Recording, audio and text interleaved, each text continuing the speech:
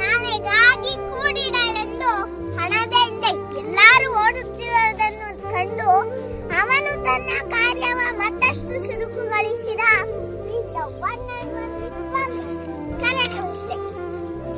ಓಡುತ್ತಿರುವ ಯಾರೊಬ್ಬನನ್ನು ಹಸಿವು ಕಾಡದಿರಲೆಂದು. ಮರ ಇದ್ದರೆ ಮಳೆ, ಮಳೆ ಬಿದ್ದರೆ ಕೃಷಿ, ಕೃಷಿ ಎದ್ದರೆ ರೈತ, ರೈತ ನಡೆದರೆ ದೇಶ. ಮಾನವ ಜೀವಿಗೆ ರೈತ ಬಹಳ ಅವಶ್ಯಕ. ಪ್ರತಿದಿನದ ನಮ್ಮ ಬೆಳವಣಿಗೆಯ ಹಿಂದೆ ರೈತನ ಬೆವರಿದೆ. ದೇಶದ ಆರ್ಥಿಕ ಅಭಿವೃದ್ಧಿಗೆ ರೈತನ ಪಾತ್ರ ಅತಿ ಮುಖ್ಯ. ರೈತ ಈ ದೇಶದ ಬೆನ್ನೆಲುಬು. ಜೈ ಜವಾನ್, ಜೈ ಕಿಸಾನ್.